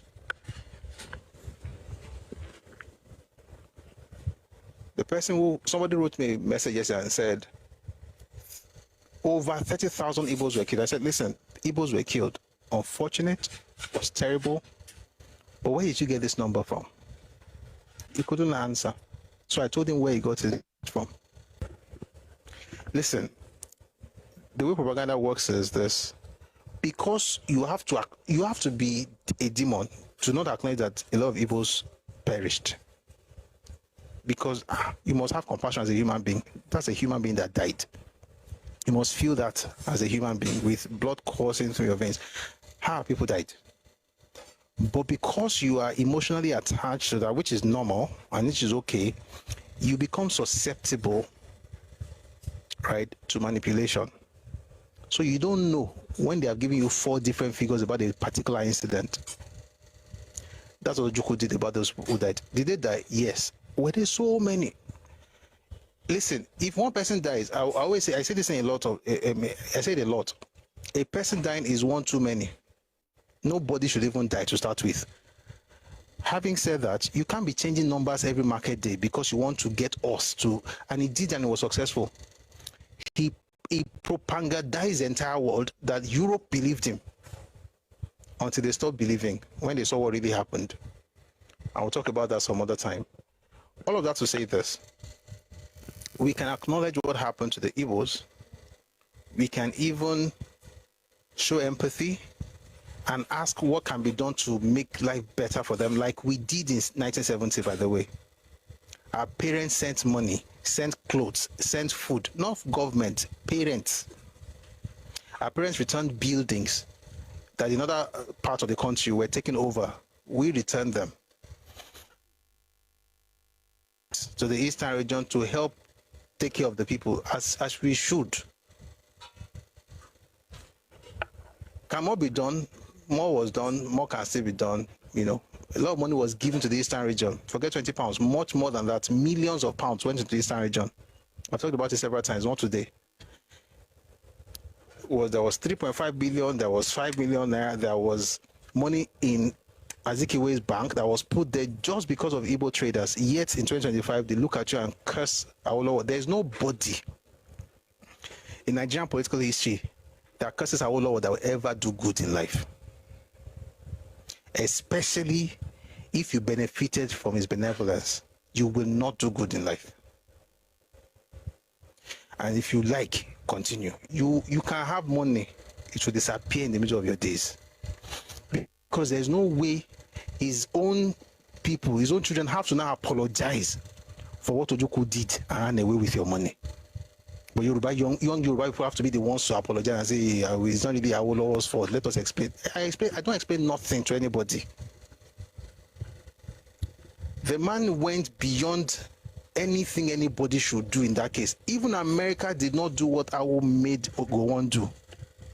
Not 1 cent was given to anybody in the South after the American Civil War. You do it in Nigeria, they'll say curse you. If you curse him, and your parents or anybody in your family benefited from his benevolence and you curse Awo, you are cursed. By the way, I take his matter very personally. Because if a people succeed in demonizing Awo, we are gone for Yoruba land. We are done for. That's a heritage that we guard. Not because if he did something wrong, we'll tell you what he did wrong, and we have said this several times. But on this matter, nobody comes close to his benevolence and his magnanimity, and people who should be grateful continue to curse him. They are cursed. I hope they change so they can be blessed. If you keep cursing him, you will be cursed.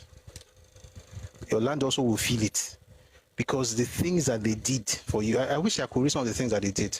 You know what, guys? Because somebody might watch this video, I will not watch another video that I've made. Let me read some to you from what Awolowo did, and then we'll call it a day and bring people up. I'm going to read from, he had an interview in 1983. I'm telling myself where to go to find what I'm looking for. Campaign, 1983 campaign was in Abeokuta, that's the keyword. It was in Abeokuta, and he granted an interview. And let me say this. If you say this out of ignorance, you won't be cursed, but you have to get knowledge. If you know this thing, after knowing it, if you curse him, you are cursed. That's the only leeway I can give. Good. Good. Where is some to you? I'm going to read from 2 books. Let me read this one first. This is our.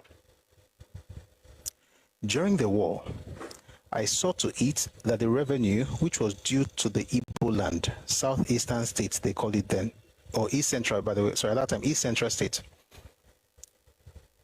Again, East Central state. We call it Southeast now, but it was East Central state at the time. During the war, I sought to eat that the revenue which was due to the Igbo land, at the time, East Central state, I kept it. I saved the money for them.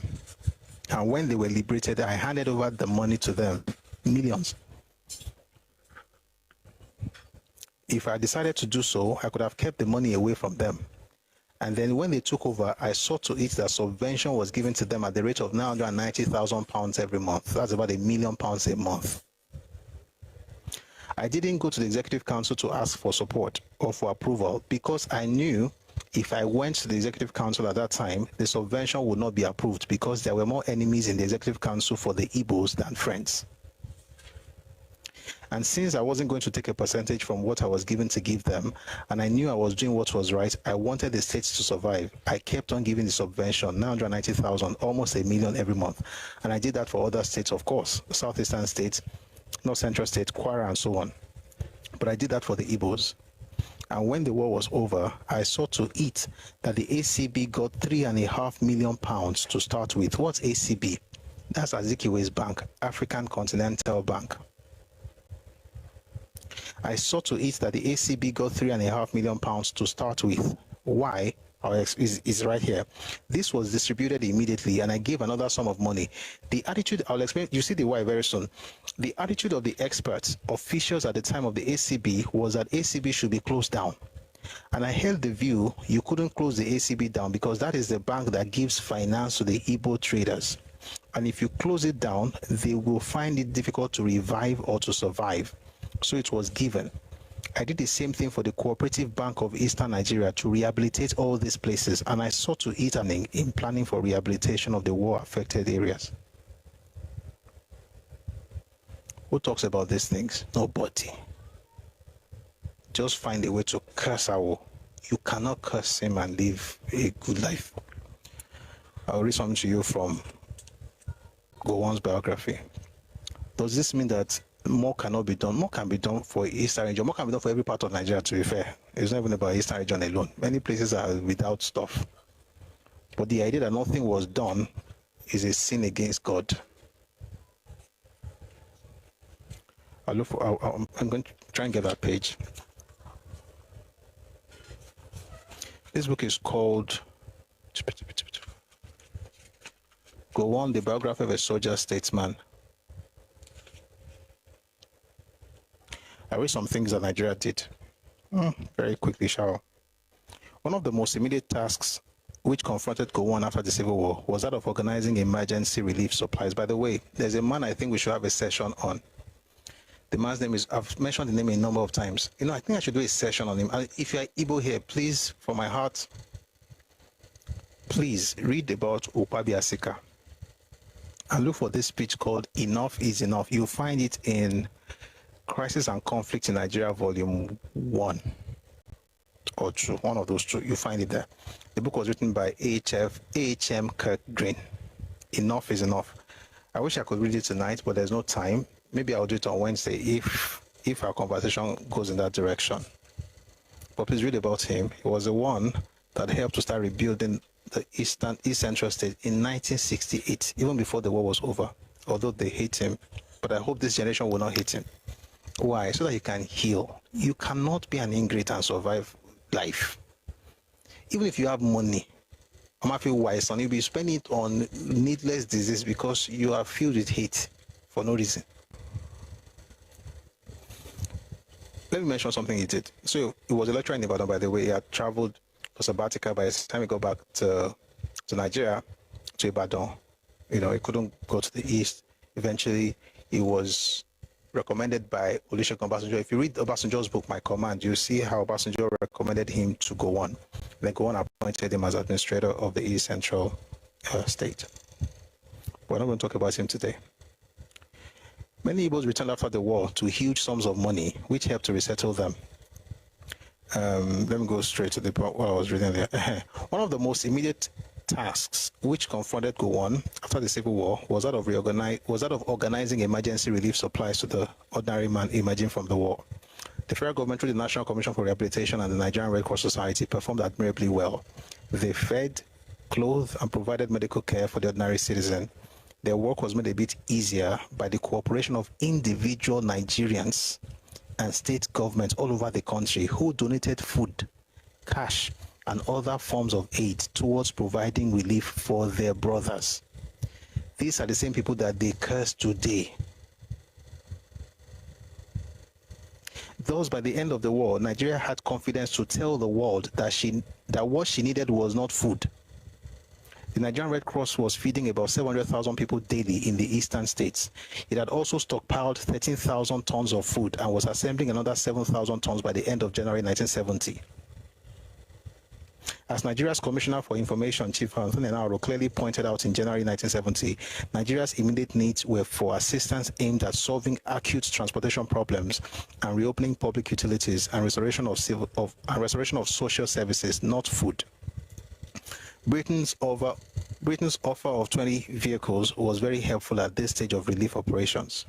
In his broadcast at the end of the war, Gowon had called for volunteers, doctors, nurses, engineers, technicians, builders, plumbers, mechanics, administrators, and skilled hands. In a short time, 15 doctors and 50 nurses were rushed to the Igbo heartland to embark on mercy operations alongside 900 Nigerian Red Cross officials and 114 Red Cross officials in addition, and 114 foreign Red Cross officials. So they had 900 Nigerian Red Cross officials and 114 foreign Red Cross officials. In addition, the federal government made available 2 million naira, that is 1 million Nigerian pounds then, for relief activities. This thing is Opo.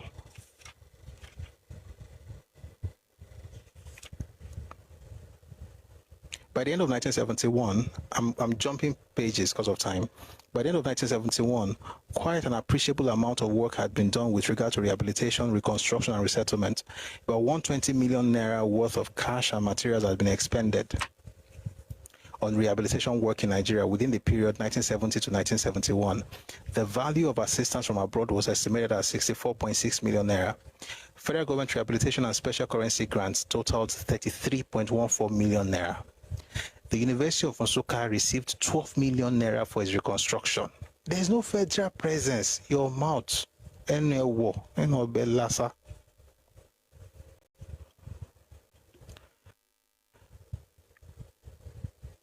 University of Nigeria Nsukka received 12 million naira for its reconstruction, while 6 million naira was spent on rehabilitation of industries. The African Continental Bank was granted 5 million naira for its reopening.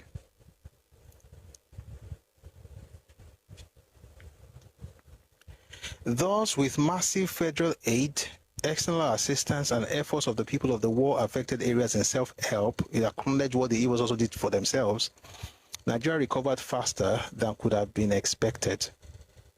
Later, in 1970, Gowon's attention turned to the political and administrative program of the military. Still basking in glory and popularity, a young, happy, and assiduous Gowon approached Nigeria's 10th independence anniversary, October 1, 1970, with hopes and high aspirations. In a lot of ways, he captured and encapsulated the hopes and aspirations of Nigeria in his broadcast to the nation on this memorable occasion of Nigeria born again and grilled, of a Nigeria born again and grilled through the crucible of its own blood. It was a Nigeria transformed from a mere geographic expression to an organic living entity, nurtured and given meaning to by the supreme sacrifice of Nigerians. That's not all Nigeria did, by the way. We cannot, in 2025, bear Ojuko's burden and apologize for what we're not responsible for, not what neither we nor our parents were responsible for. Know the true history. And while I respect Pastor Matthew, I think he's one of the fathers of faith. He's someone to emulate in terms of, faith, investment in real estate. He has done fantastically well. His real estate sector is building Macarius, the luxury place, doing some very, even at this age in his 70s, is coming up with new vision and new dream. So it's somebody that I really, really respect. However, when it comes to this Nigerian history, you cannot start Nigeria's history with pogrom. And even that program, you have to explain, you have to understand what it really means. We should have empathy for all Nigerians, particularly the Igbos, because of what they suffered. We should have compassion as human beings, as Christians, especially for those of us who are Christians. You should have compassion, but to not be manipulated because of compassion. And the only reason you'll be manipulated is because you are ignorant. And I hope none of us is ignorant. Love people, have compassion, but don't let anybody gaslight you with some sob stories and say, see what you did to me. I didn't do anything to you. I feel sorry for what you went through. My parents helped. That's a flex. My parents actually supported you. I'm not using that to demean or put you down. I'm just acknowledging what my parents did. I can also help wherever I think you need help. But don't blackmail me. I don't owe you anything. Apart from love and respect. I don't owe you. No, you don't owe me anything either. But I believe that whatever I'm supposed to do, I will do as a good citizen and a good person. But don't blackmail anybody in this country. That's about it. Thank you very much for listening to that very long response to that video. May God bless Nigeria. May God bless Igbo people, Yoruba people, TV people, Idoma, Hausa, Fulani, Ibibio, Efik, Anang, Oron, Pachama, Langtang, Angas, rather. Everybody. God bless everybody. In Jesus' name. Amen. Thank you very much for listening. And if I came across harsh earlier, I had to. If you feel bad, that's very good. Go and study and let's take responsibility. There's nothing to apologize for.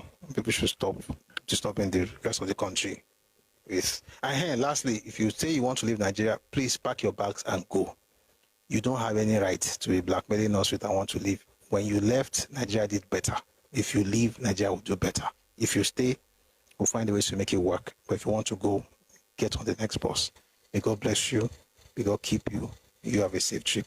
In Jesus' name. Amen. I see some people in the comment section. Let me bring them up. And then we'll have some responses before we close the session for today.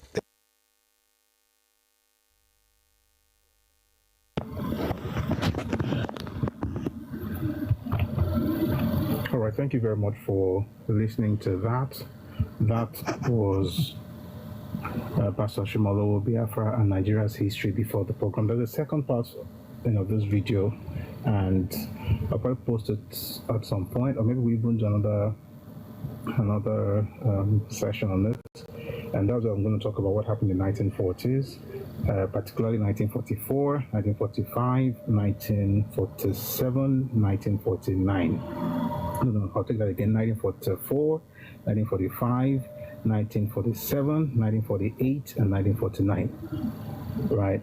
Those years are very, very important. And if you don't understand the events of those years in Nigeria's history, you would be easily blackmailed with all this thing of, see, everything just started with the program.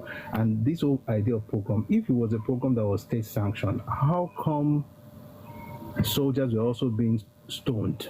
According to what Pastor Ashimolowo said in that video, his father was a soldier and got his helmet dented from people stoning, soldiers.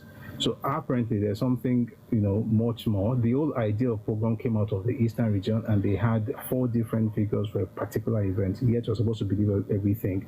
And when you read some of their books, the books by, for instance, what's his name now?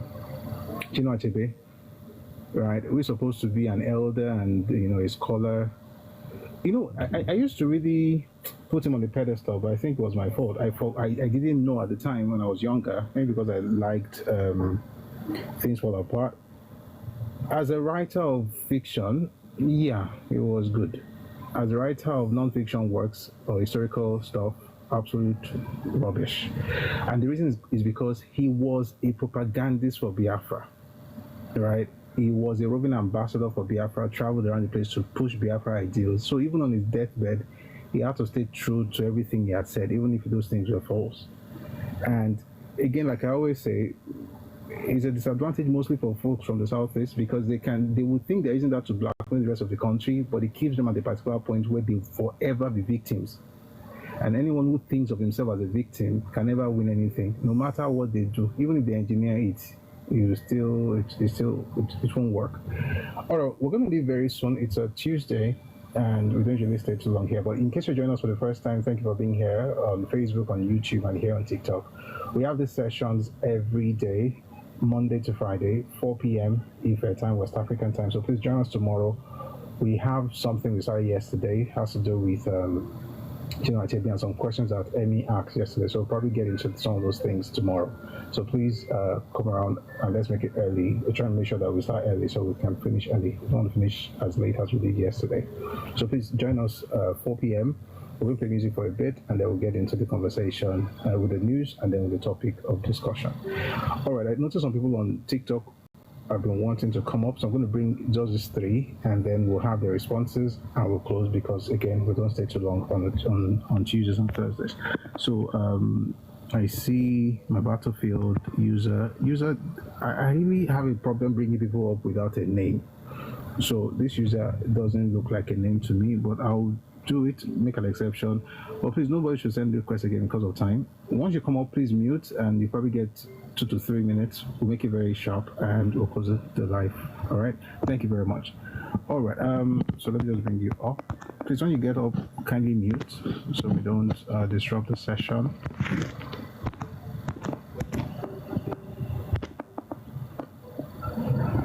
I thank you for power tapping on TikTok. 17K likes, really nice. But let's keep power tapping it. Thank you very much. So I can't see the other people that wanted to come up, but I see my Battlefield. Good evening, my Battlefield. Hello? Hello?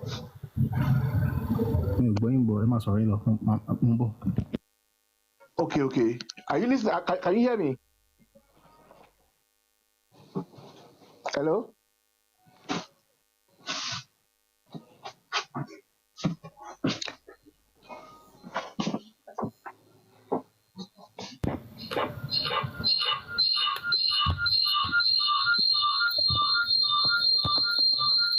Hello?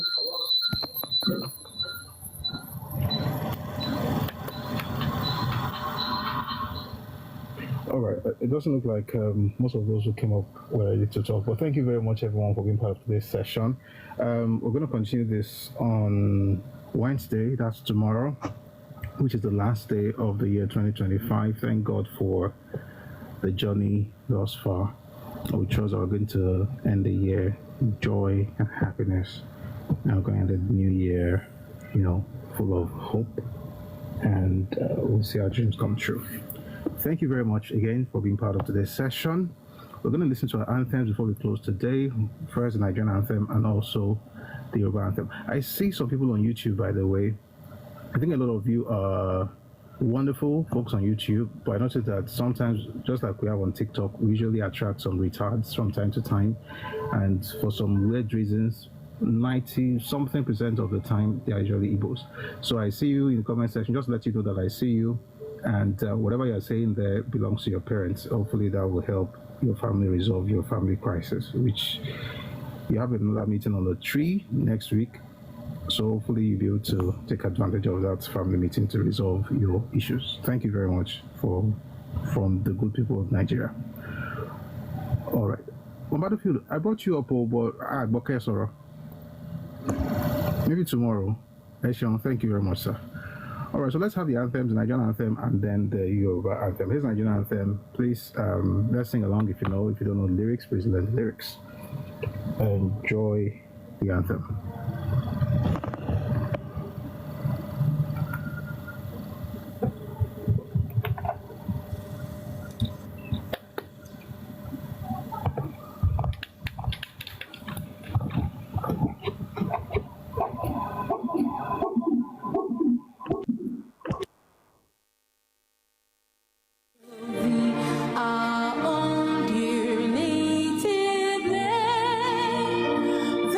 Tribe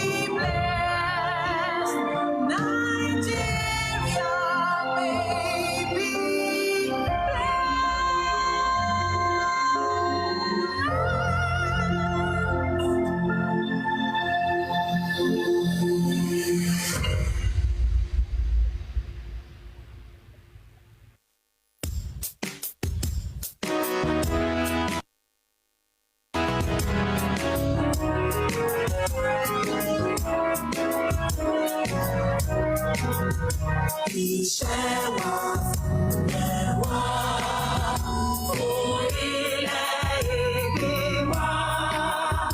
Kàgbéga, kàgbéga, kàgbéga fáyé rí.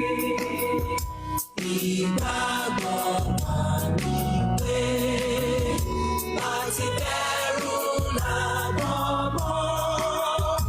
Ká ṣiṣẹ́, ká ṣiṣẹ́, ká ṣiṣẹ́ ká jọlá. Ìṣọ̀kan àtòmìnira ni ẹ jẹ́ ká máa lépa. Tẹ̀síwájú fọ̀pọ̀ ire àtòhun tó dára. Ọmọ òkàlìdé bọ́ sípò ẹ̀tọ́ rẹ̀. Ìwọ ni ìmọ́lẹ̀ gbogbo adúláwọ̀. Àwa ni ìmọ́lẹ̀ ògo adúláwọ̀, ìmọ́lẹ̀ wo ni wọ́pọ̀ agbára Ọlọ́run ilẹ̀ Yorùbá ò ní bàjẹ́, Nàìjíríà náà ò ní bàjẹ́. Thank you very much for being part of today's session, and may God bless you, may God keep you, may God grant you your heart's desires as we end the year 20. Surrounded by family, I pray you will not hear any bad news about family. By God's grace. Do have a lovely evening. I'll see you again tomorrow at 4 p.m. Ife time, West African time. All right. Have a great one. Good night.